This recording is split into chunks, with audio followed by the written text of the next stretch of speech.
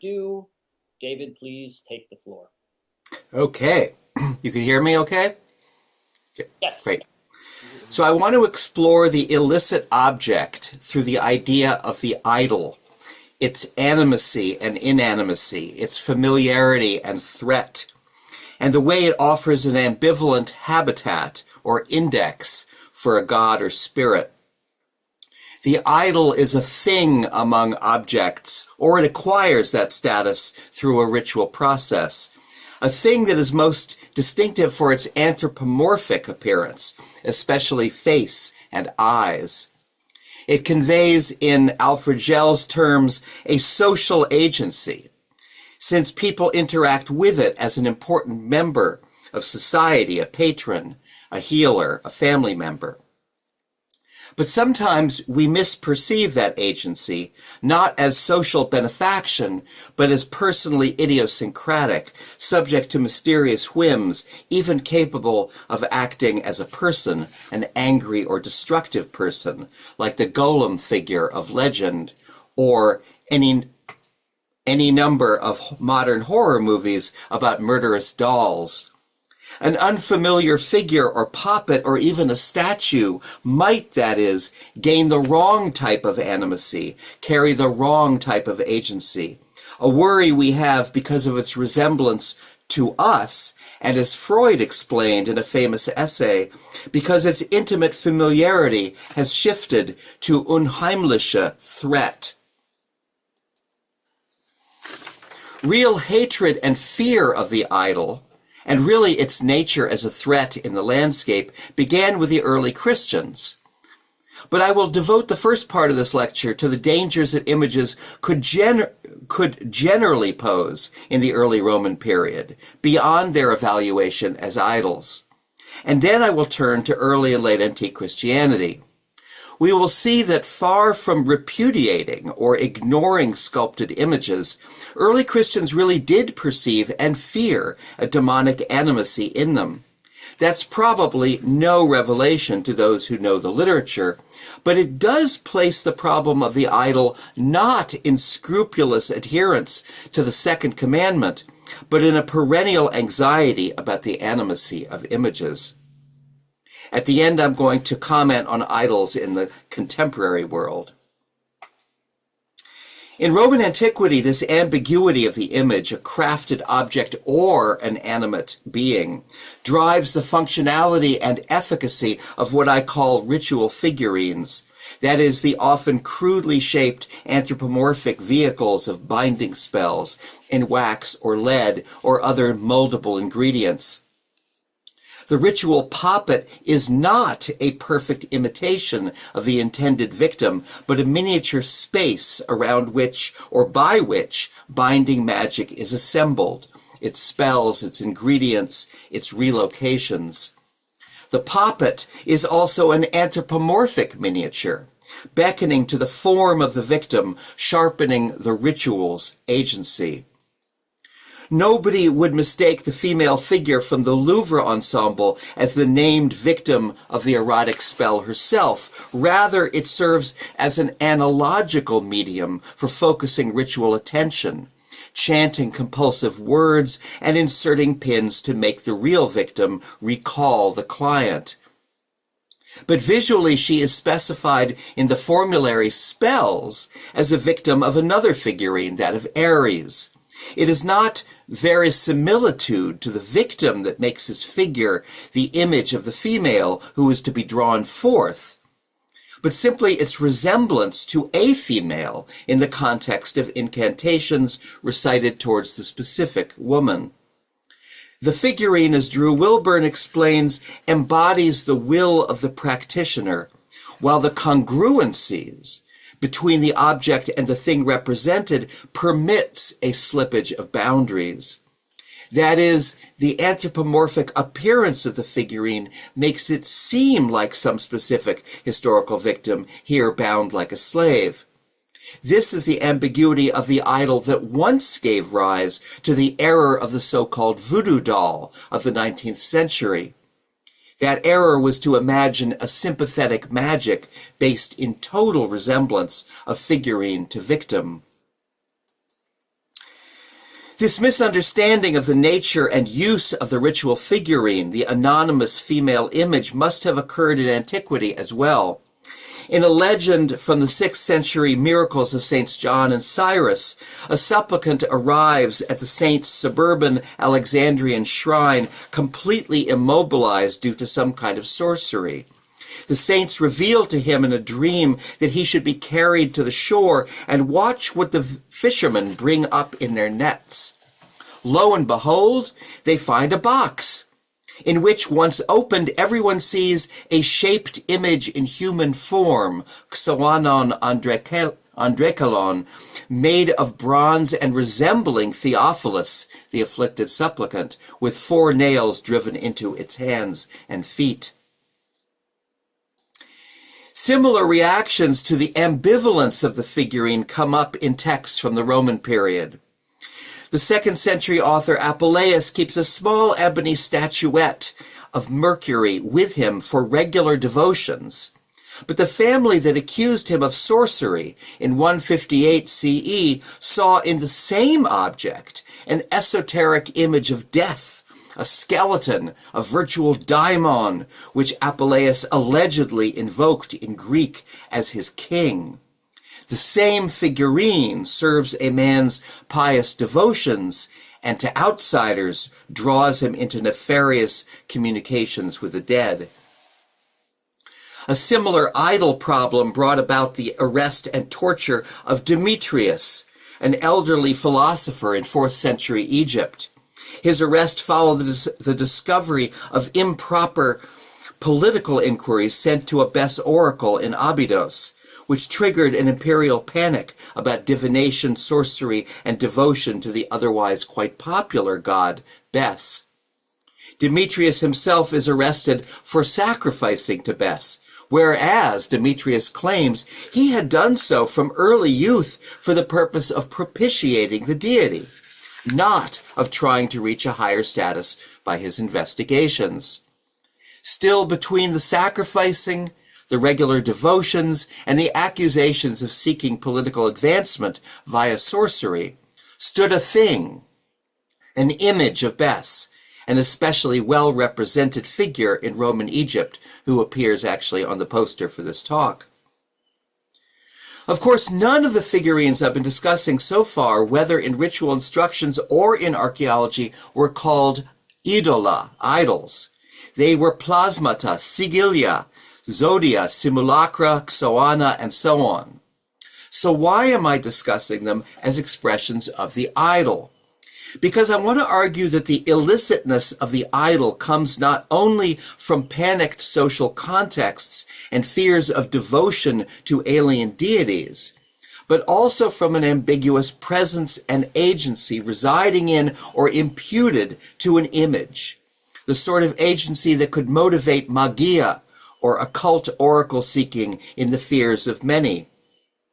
This dangerous ambiguity lay certainly in the shift Freud describes from the familiar to the uncanny object, but even more in the character of the statue itself. And we see this especially when we move into the Christian worldview. Here, the illicitness of the idol comes not only from biblical tradition, but also from that potent and dangerous ambiguity of the figurine or statue as both craft and vehicle of presence. The idol is, as Beatrice Cazot has written, an object of derision, but it is also the medium for malevolent powers. Oops, just a second. Okay, well, can I go back one? Yes. It is also an ambiguity, incidentally, that is perfectly conveyed in modern horror. The elegant or adorable baby doll that, when propped up and multiplied in a dark room, will strike most people with anxiety or terror.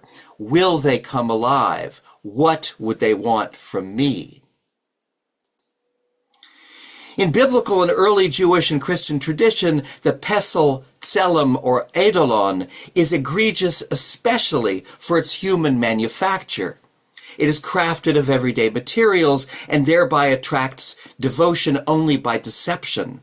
If a statue only indexes craftsmanship, how can it have vitality and agency, the ancient authors proclaimed? How can it be a vehicle to a god? But this objection has always had more of a declarative, illocutionary than analytic force.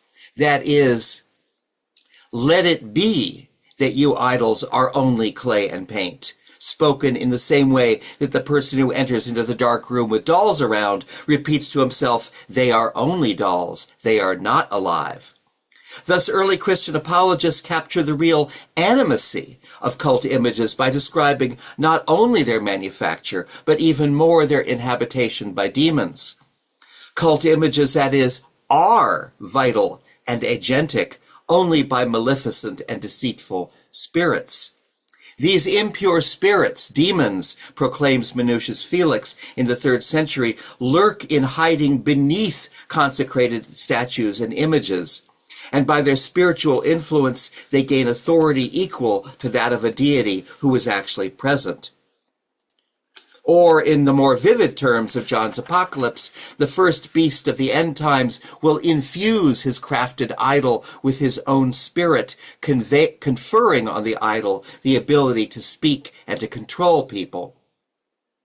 Idol captures this dangerous ambiguity of the sculpted image, potent object of devotional gesture for the sake of tradition or sorcery, a ludicrous thing of crafted ingredients, or an insidious manifestation of demons. In a world of images, we must assume that anything deemed idol would invariably have presented some sort of vitality. By the middle of the 4th century, following the institutionalization of Christianity in the Roman Empire, to what would idol have referred? I don't mean this question in a philological sense, uses of eidolon specifically, but in a rhetorical iconoclastic sense. What sorts of images capture Christians' eyes as worthy of destruction for their ambiguity of presence, their deceitfulness, and their demonic agency? These images seem to run the gamut, from small figurines as provoked the purge around the Bess oracle to larger stone statuary. As for smaller images, the shared shrine of Mamre in Palestine, site of Abraham and the angels, which Sozomen describes in peaceable terms in the 5th century, apparently outraged Queen Helena in the early 4th century.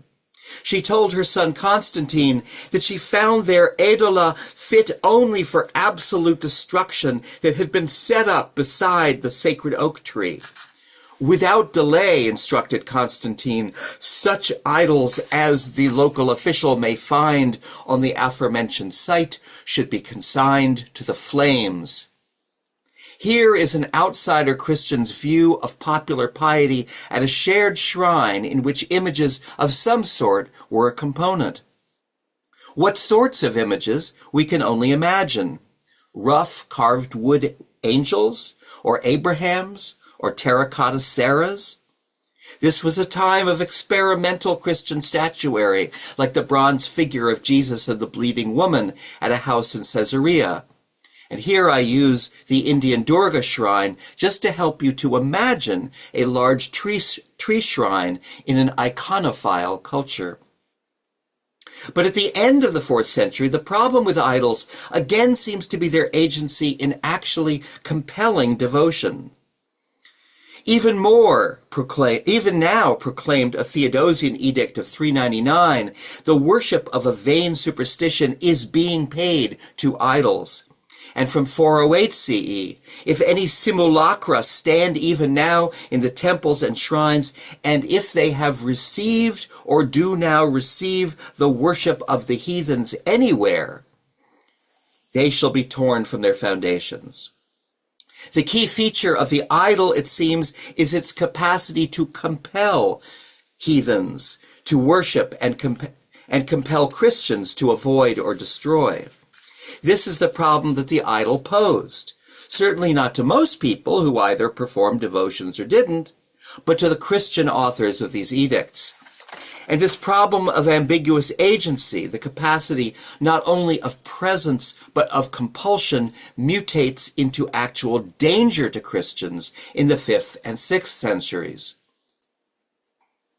I begin with Abbot Shenuti of Atrupe in Upper Egypt, a charismatic figure who sought to change his region's religious landscape by force, burning one temple and engaging in a prolonged conflict with a local landowner who was trying to protect the sacred images Shenuti desecrated. In one of his sermons, Shenuti describes his actual invasion of the landowner's house. He says, "I took his gods, whom he worships by lighting a lot of lamps for them, and offering up incense to them on the altars, and breaking bread before them." Shenuti refers to the idols as gods, as images, and as having the likeness of demons, language suggesting animacy, even if demonic animacy. The landowner's ritual veneration of the images with incense and lamps and bread is a response to their compelling animacy. Shenuti's engagement with the supernatural dangers of the idol, more than its ludicrous manufacture, reflects his own very real experiences of the devil, which he describes in other works. Even two-dimensional images convey satanic powers. Thus he speaks triumphantly about converting a temple building inscribed with hieroglyphs, where idolatry, as it were, pervades the space. Thus then, at the sight of an unclean spirit, it will henceforth be a shrine to the Holy Spirit. And at the sight of sacrificing to Satan and worshiping and fearing him, Christ will henceforth be served therein. And, Shenuti continues, if previously it is prescriptions for murdering man's soul that are therein, written with blood and not with ink alone, the likeness of snakes and scorpions, the dogs and cats, the crocodiles and frogs, it will be scripture that will be written on the walls. As messages, the hieroglyphs are nonsense, and yet he clearly regards these sacred inscriptions as dangerous, prescriptions for murdering man's soul. So for Shenuti, the idol is not only demonic, it has satanic vitality and agency in compelling worship. Hagiography captures even more of the ambiguity of idols and the range of responses by Christians. For example, the Life of Severus by Zachariah of Mytilene describes the invasion of a small Isis temple in 489 CE by a horde of monks from local monasteries. The drama in the story revolves around the statues that the monks encounter at this shrine. When a monk entered and saw the many idols, he called out in Egyptian, "One God," as if to eradicate the error of polytheism. The local folk, labeled heathens, who lived in the nearby village were expecting, due to the demonic power that the idols possessed, that it would be impossible for anyone who approached them with contempt to escape. For many people, that is, the images retained potent animacy.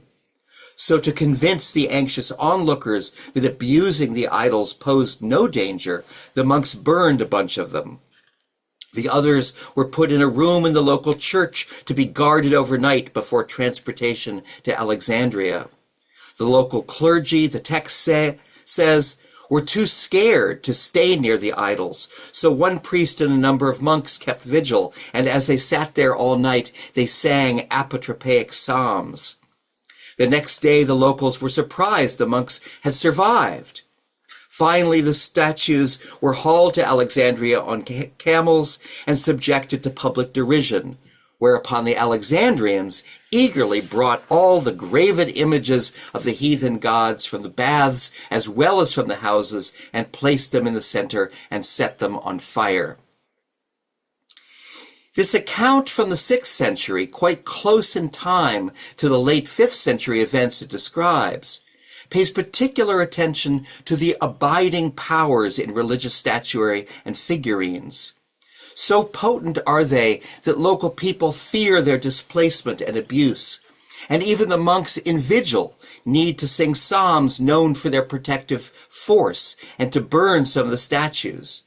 The ritual acclamation, "One God," that a monk shouts on beholding the idols serves to vanquish their demonic power through illocutionary force. Whether the destruction of the Manuthis Isis cult took place exactly as the text describes is immaterial, for the text conveys an anxiety about presence and agency in statues that continued to affect Christians in the 5th and 6th centuries. The point is that for the author himself, idols are not simply works of deceitful craftsmanship. They are imbued with the powers of heathenism and with the agency to afflict. One can only imagine that night vigil over the heathen idols as akin to spending the night in a room full of gaping children's dolls, for they too wouldn't look so neutral after an hour by lamplight. Let me return briefly to my use of the term idol. To be clear, I never use idol to classify a sacred image or figurine, and I reject some scholars' attempts to bring the term back as an edict category.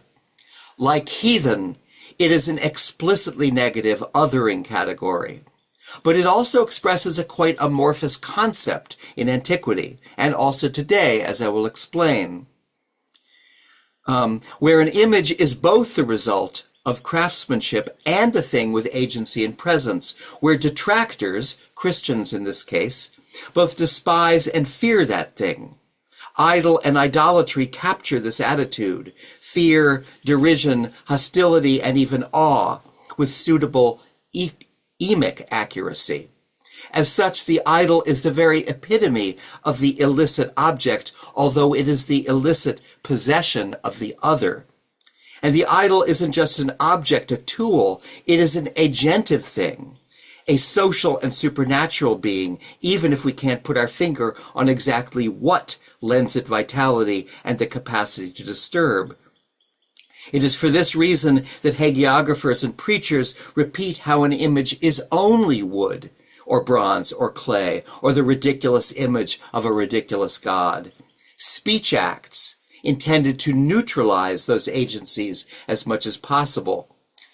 To label something an idol was not an observation of its impotent artifice, but the beginning of a process of neutralization that often involved desecration and destruction.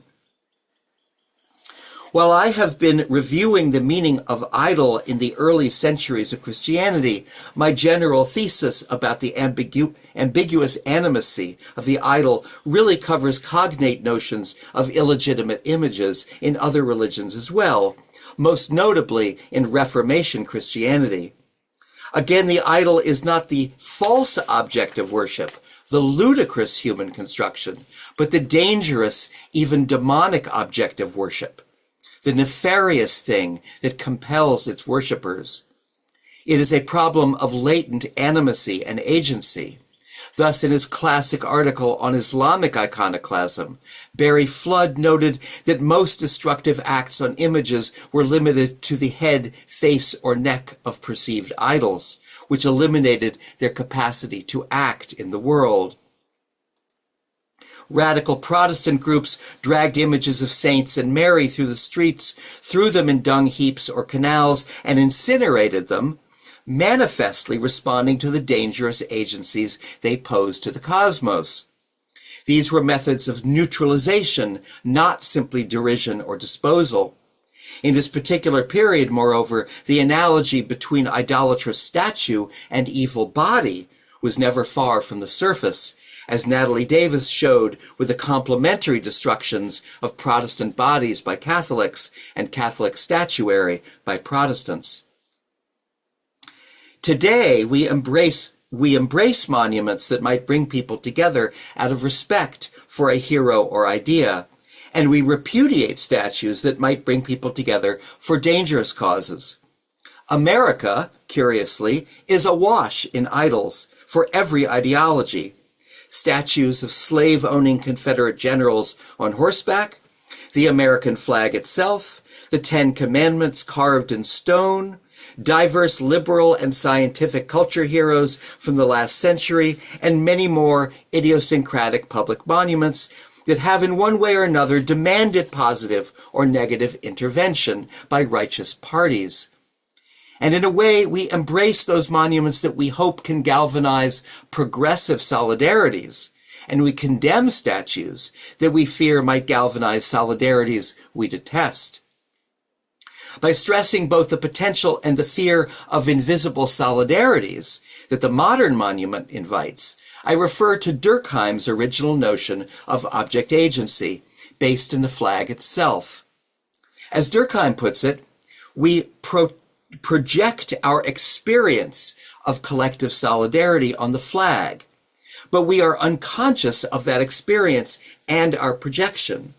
So out of our projection, the flag becomes the agent and instigator of our devotional acts and militant mobilization in its honor. The flag becomes in itself an animate guardian of peace, prosperity, and fertility in the land. The evangelical Christians who have erected monuments representing the Ten Commandments around the United States since the 1950s have been quite explicit about the mandate and capacity of each monument, that it will bring about moral righteousness in secular youth and communities at large, reduce crime, and enhance filial piety. But what then constitutes the idolatry of these monuments and flags? Detractors point first to their physical, monumental presence. They are things, not ideologies, and they inhabit public spaces as if demanding worship, as indeed flags do, or respect, as statues do in the modern public space. This is false coercion to worship, the ancient sense of idolatry, resisted by modern Christians like the Jehovah's Witnesses and ultra-Orthodox Jews, but no longer a bother for the majority of Christians and Jews who even allow flags prominently in worship spaces. But beyond their monumental presence, demanding some kind of devotion, we also fear these images' capacity to invite and galvanize evil solidarities. That is, to encourage those who might revere the Confederate general and mobilize with others of his kind, those who might imagine a Ten Commandments-based America, and of course those whose devotion to the flag could be intolerant and militant. This is what I have called Durkheimian agency, the capacity of the image to galvanize hidden solidarities, and it certainly contributes to the perception that an image or object is an idol. We respond to these idolatries in the modern era directly performances of blasphemy, burning or trampling the flag, mutilating and dragging the statue, and perhaps most amusingly, in recent times, erecting a statue of the medieval demon Baphomet near the Ten Commandments monument. What this does is to highlight the Ten Commandments monument's fundamentally idolatrous nature.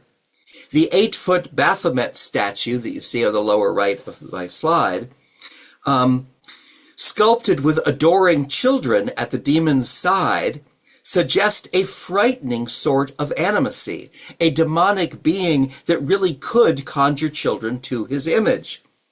But in doing so, the Baphomet statues reveal the more subtle and insidious animacy of the Ten Commandments monuments, in radiating, as it were, theocratic vibes through public spaces. So in the end, is an idol an illicit object? Is an idol a thing in itself? No, I have argued, an idol is an evaluation of a thing, some object in the landscape or immediate culture that stands out for its disturbing ambivalent potency. If in early centuries it indicated curiosity and fear, it came to incite fear and hatred and to cover images in private or public spaces, once in the guise of a human or animal, but today quite often abstract monuments like flags. Further, I have argued that the ancient tendency to respond to images with ridicule or reduction to craft, they are nothing but silver or wood, was really a self-protective response, an illocutionary declaration against the potential animacy of an image. Repeatedly, images both abstract and anthropomorphic have met responses of blasphemy and iconoclasm which engage most directly that threatening, unheimliche animacy. Thank you.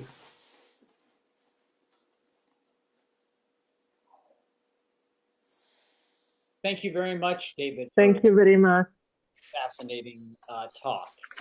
I'm sure there are questions or comments that people want to have. I will. I have my own, but I will leave the floor open to others to go first. Are there any questions out there? Okay, if there aren't any questions, then I guess I'll start. So, David, I was wondering. I totally agree with you. I think that the notion that condemnations were a mechanism of neutralizing these statues on a kind of an apotropaic level, I think is a really interesting thesis, and I think I'm convinced by that idea. I was wondering if you could maybe taxonomize a bit for us the kind of the differences between having an object that is a statue versus an image on another kind of an object, let's say a gem, versus a stele or something like this, a stela with maybe hieroglyphics on it or other kinds of inscriptions. How do these various kinds of visual phenomena which interact with materiality differently, how does that kind of play out in this discourse? Yeah, I mean, I guess the thing is, given that labeling things as idols is a kind of historical and social phenomenon, the larger question is what circumstances trigger that kind of perception, and then iconoclastic acts in response. Idolatry is it's a perspective on the world where things that used to be maybe animate in a positive sense become animate in a negative sense. And these are probably going to be things that are more visible and perhaps attract more attention, like the Bes cult in 4th century Egypt, or there was a figure earlier on which I've been interested in. Let's see if I can get this.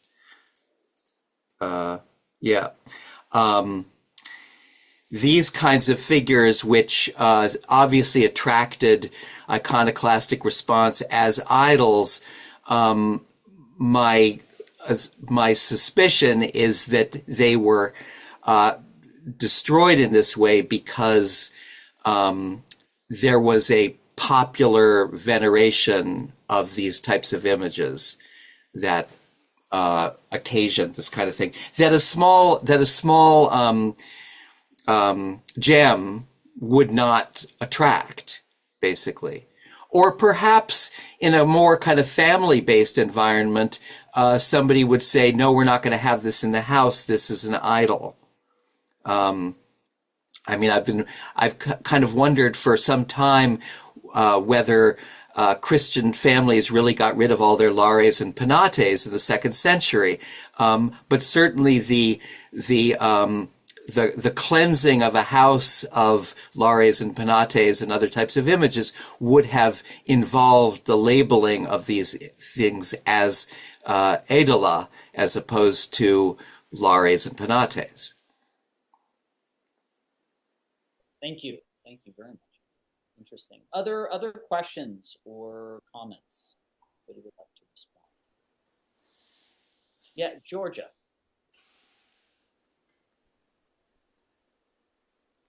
Hi, Georgia. Hi, Georgia.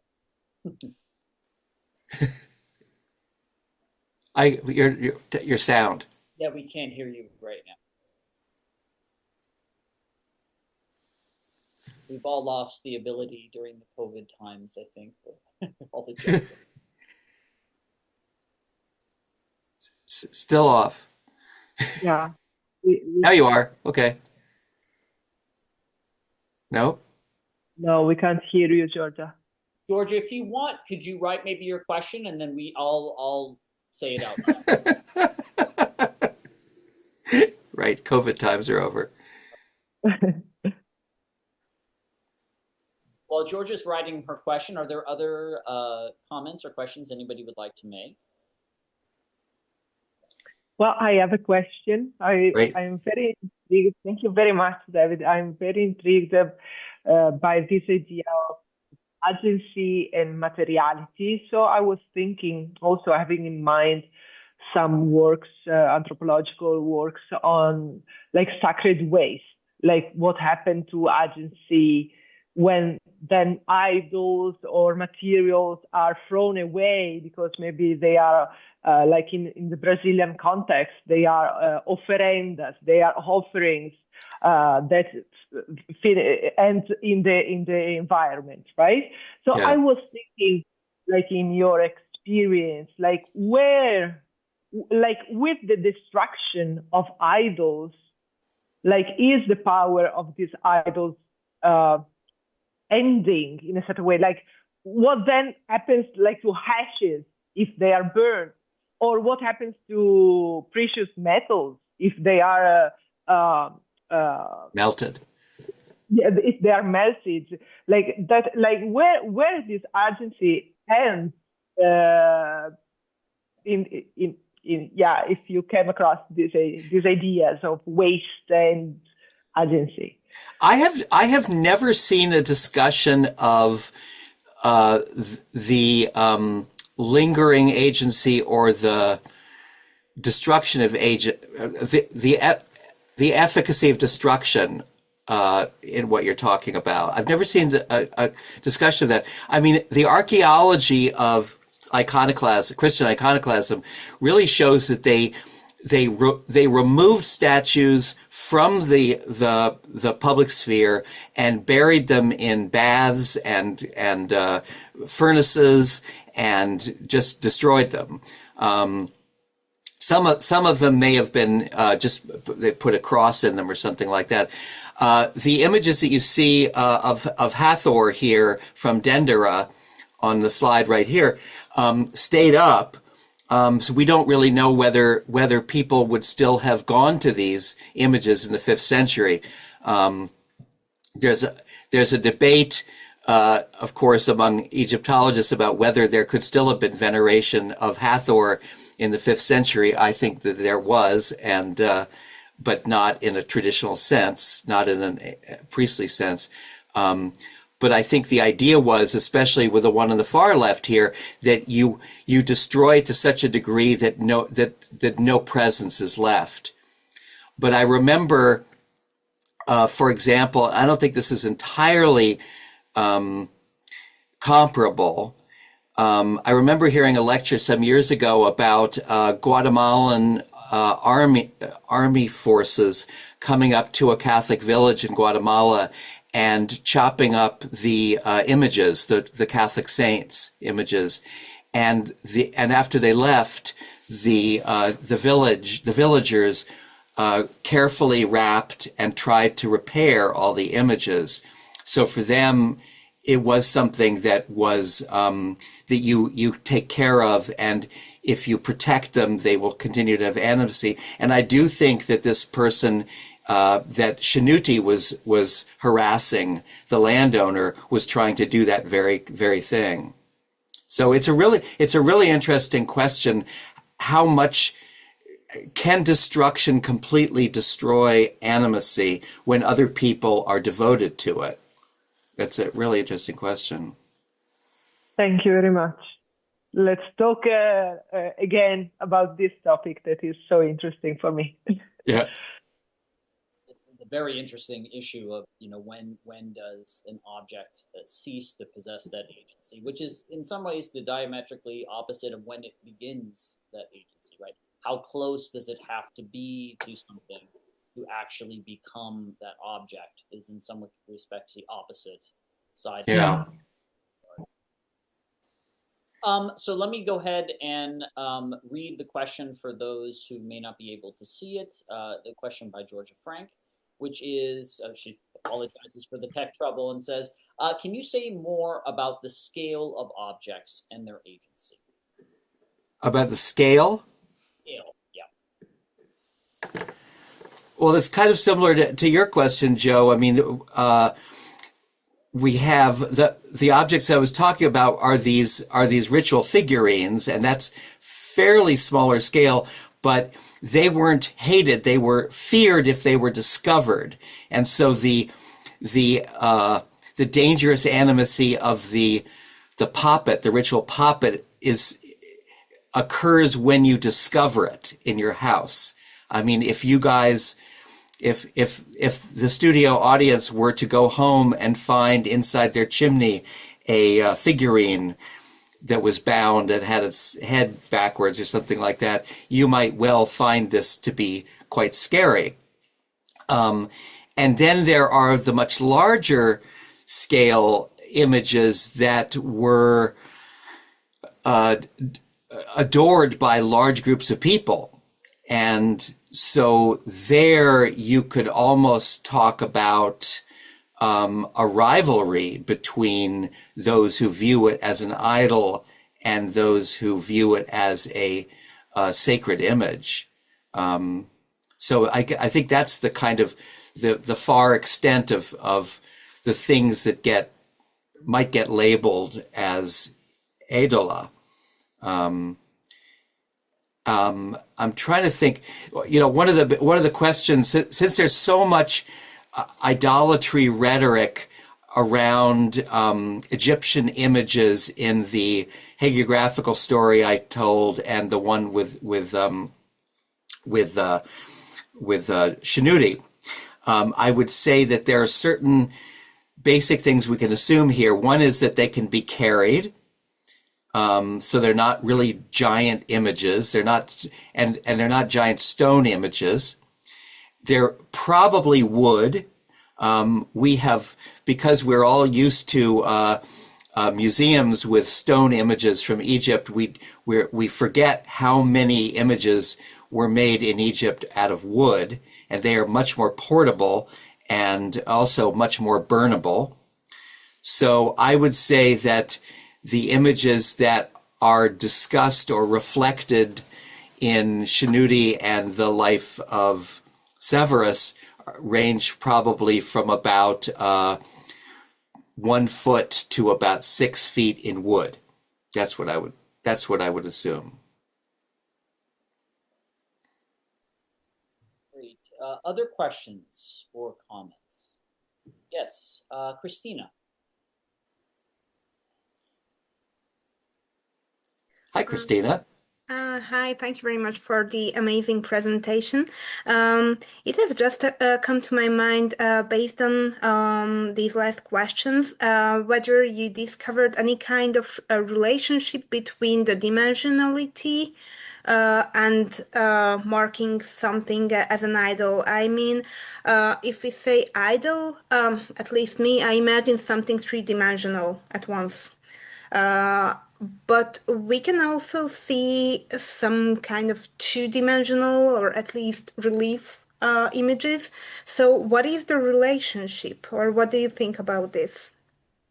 Well, when Shanuti talks about the hieroglyphs in the shrine, he's certainly seeing idolatry in those things. So he doesn't use the word Enchikon or anything like that. He doesn't use the term. I'm using idolatry in a somewhat more general sense.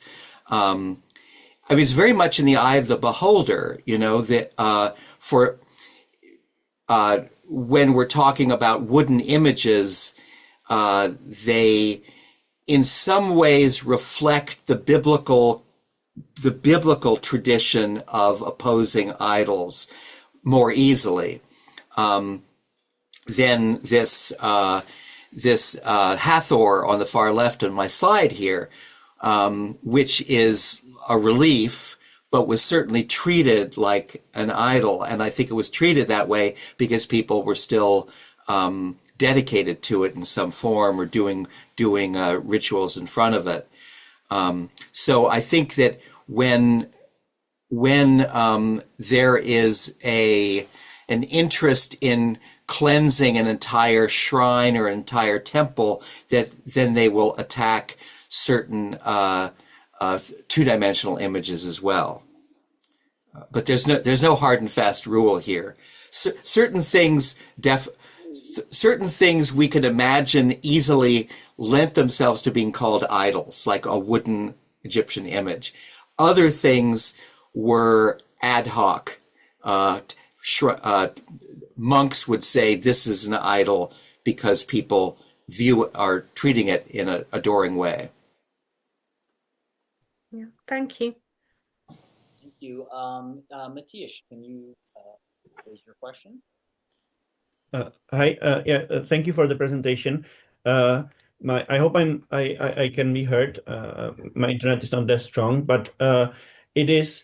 My question is sort of related to the last question, and also to the question of material, because I wonder if we have any mention of natural objects being treated as idols by the Christians, and whether there is a difference between that or not. Because again, I assume that when we think about idols, we usually, and you mentioned that, usually imagine something made by craftsmen.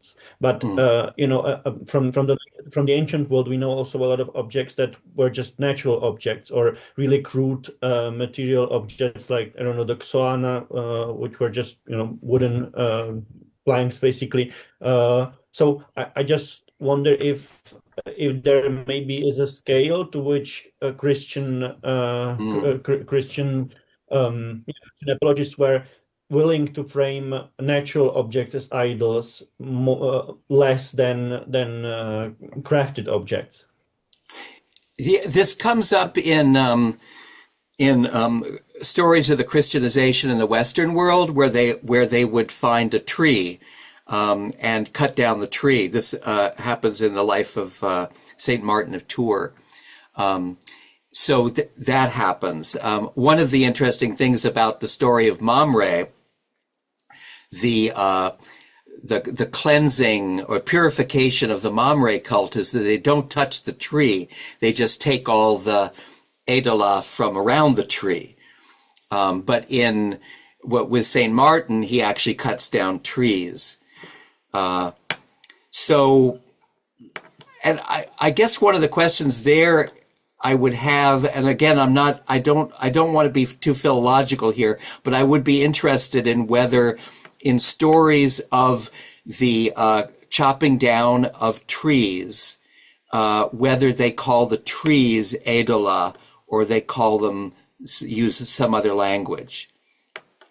But that is the only example I can think of. It tends to be it tends to be something that is three-dimensional and stands out from the landscape. Do you know of any other examples? Do you know of any others? Yeah, I only know of. I can only think of one example that is, however, from the Slavic religious world, where one of the I don't remember the name of the tribe. One of the tribe around in what is today northern Germany, they had a according to the stories of Christian missionaries, they had a wooden statue hidden in a big oak, and there is a tradition of how one sort of spy, he's supposed to be a spy from the bishop. He comes there and tries to look at the idol inside the tree, where the tree is. You can get to the tree, but you shouldn't see the idol. And in the story, he sort of says that the tree is nothing, and he spits on the idol through the little hole in the tree, where people normally leave water drinks. So but I guess this is more connected to there was probably some sort of a statue inside. Yeah, probably. And there, of course, is a distinction between the statue and the tree. Saint Martin just cuts down the trees. people honor the trees themselves. Interesting question. Yeah.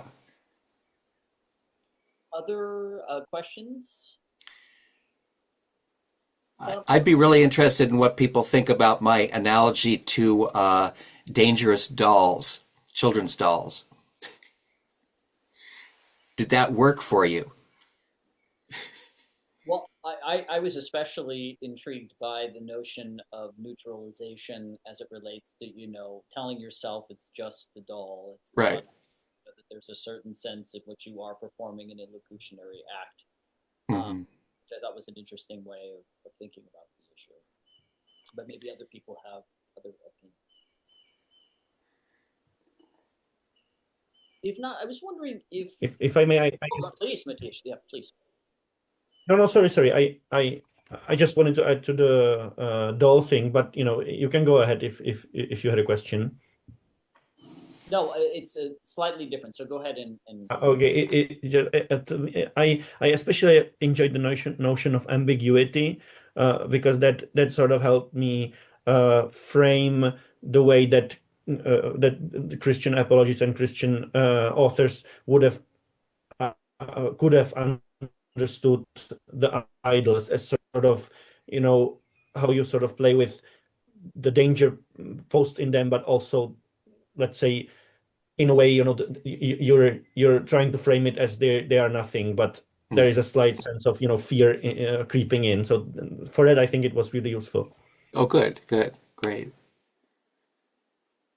To kind of play off a little bit of what Matthias had asked, I haven't looked at this at all, but have you looked at any of the testimonies against like performance in the sense of people wearing masks and other ones where the humans to a certain extent could potentially be conceptualized as an idol? Joe, I can't hear you that well. Talk a bit louder. Like a performance, if a performance could enact this kind of sense, in that somebody is. Can you hear me? Or yeah. Yeah. Where, for example, in theater, where somebody might wear a mask or something, that this gets interpreted as idolatrous or to something in that regard because the person is kind of taking on a persona, or perhaps in religious ceremonies where a certain dress is used within the context of a ceremony, that transforms the person to a certain extent into an idol in this discourse. I've never looked at the issue, but I don't know if you have either. Interesting query. I wonder to what degree the biblical polemics operate as a kind of matrix for deciding what should count as an idol and how to treat it. We get a lot of polemics against the theater and against the arena in Tertullian and other figures like that. They definitely do not like the idea of plays and of characters, but they don't call that idolatrous in any form. They don't talk about as images, and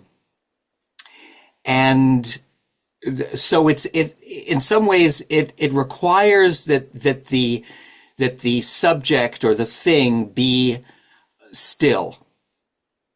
And that's where I do suspect that the biblical tradition operates as a kind of a grid or a standard for looking at the landscape. It extends to two-dimensional stuff, as Christina was talking about, but it would keep a person from being regarded as an idol. And I do think we actually have that distinction today, where we will say that a flag is an idol, 10 Commandments, whatever is an idol, but a person who is pretending to be God, I won't mention any particular people right now, but we probably wouldn't refer to them as an idol.